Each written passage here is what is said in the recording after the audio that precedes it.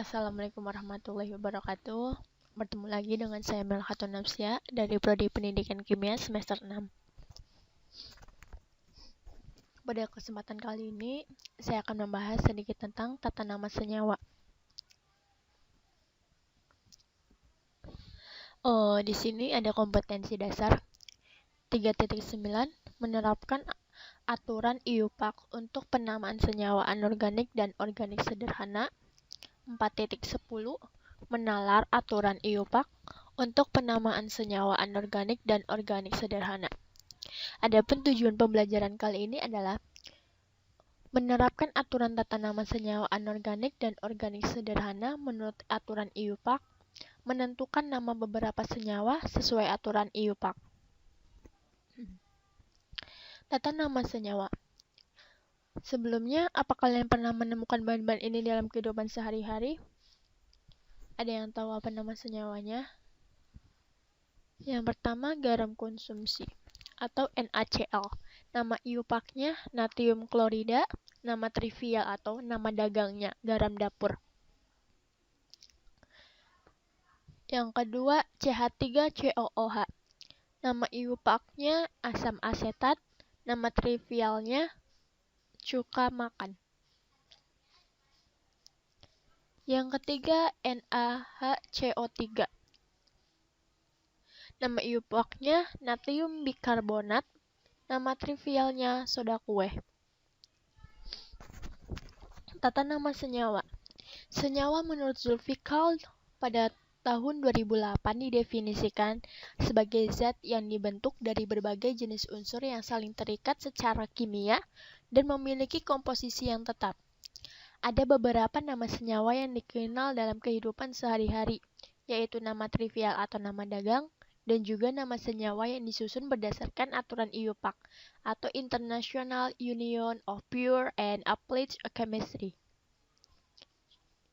Berdasarkan unsur pembentuk senyawa dikelompokkan menjadi dua, yaitu ada yang senyawa anorganik dan senyawa organik, di mana senyawa anorganik adalah tata nama senyawa anorganik terbagi menjadi tata nama senyawa biner, poliatomik, asam, dan basa.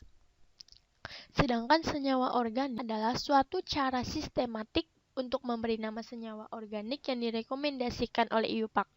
Pemberian nama diberikan berdasarkan jumlah atom karbon, bentuk, dan jenis ikatan. Selanjutnya senyawa anorganik itu ada senyawa biner, senyawa poliatomik, dan senyawa asam dan basa.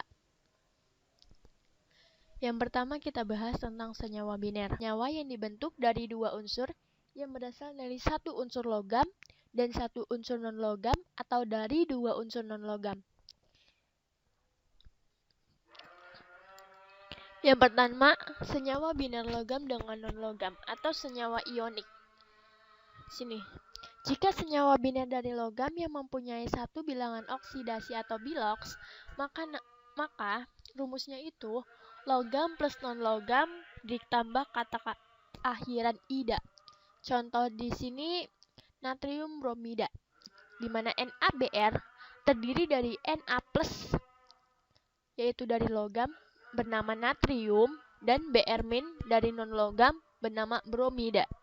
Jadi namanya natrium bromida. Selanjutnya, jika senyawa biner dari logam yang mempunyai lebih dari satu bilangan oksidasi atau biloks. Di sini penamaannya logam plus bilangan oksidasi logam plus non-logam dan akhiran ida. Di sini contohnya besi 2 klorida. FeCl2-. Di sini Fe memiliki muatan 2 plus atau logam, jadi namanya besi 2. Dari non-logam, yaitu namanya klorida.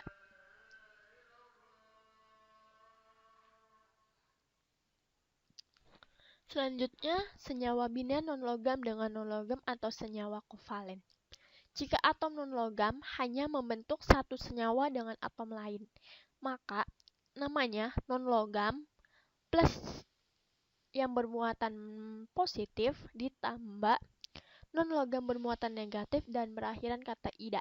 Contohnya HBr, hidrogen bromida, HCl, hidrogen klorida. Jika dua jenis non-logam membentuk lebih dari satu macam senyawa, maka digunakan awalan Yunani. Penamaannya jumlah atom non-logam ditambah jumlah atom non-logam dan diakhiri dengan kata idah. Contohnya NO2 nitrogen dioksida, Cl2O7 bernama dikloroheptaoksida, dan PCl3 fosfor triklorida. Di sini bisa dilihat ya, ada tabel yang berisi angka Yunani, di mana angka 1 itu disebutnya mono, 2 di, 3 tri, 4 tetra, 5 penta, 6 heksa, 7 hepta, 8 okta, 9 nona, dan 10 deka. Hal ini sangat dipakai untuk berkelanjutan. Jadi diharap menghafal nama-nama indeks Yunani ini. Yang kedua, senyawa poliatomik. Senyawa poliatomik merupakan senyawa yang berasal dari ion-ion poliatomik. Ion poliatomik adalah ion yang terdiri dari dua atom atau lebih atom-atom yang terikat bersama-sama dan membentuk ion, baik ion positif atau kation maupun ion negatif atau anion. Di sini ada tabel ion poliatomik. Di sini banyak sekali namanya. Di antaranya amonium, hidroksida, sianida, nitrit, nitrat, hipoklorit, klorid, dan sebagainya. Ya, di sini ada bentuk latihan yang bisa dikerjakan sebagai bahan evaluasi. Yang ketiga, senyawa asam dan basa. Senyawa asam adalah senyawa yang bila dilarutkan dalam air akan melepas ion H+. Pada umumnya, asam dapat terionisasi dalam air menjadi ion H+, dan anion yang disebut sisa asam. Sini pemberian namanya asam plus nama anion plus berakhiran kata ida. Contohnya HF asam fluorida, HCl asam klorida, HBr asam bromida. Senyawa basa. Senyawa yang menghasilkan ion OH- atau hidroksida ketika dilarutkan dalam air. Di sini pemberian namanya nama unsur plus hidroksida. Contohnya KOH atau kalium hidroksida, NaOH natrium hidroksida, dan MgOH2 magnesium hidroksida. Selanjutnya tentang senyawa organik dan alkuna, alkohol dan eter, aldehida dan keton, ada pada asam karboksila dan ester, amina, benzen, dan turunannya. Baik, mungkin cukup sekian saja yang dapat saya sampaikan. Kurang lebihnya mohon maaf. Semoga di lain waktu kita dapat bertemu kembali, dan semoga apa yang tadi saya sampaikan bermanfaat. Wal hidayah. Wassalamualaikum warahmatullahi wabarakatuh.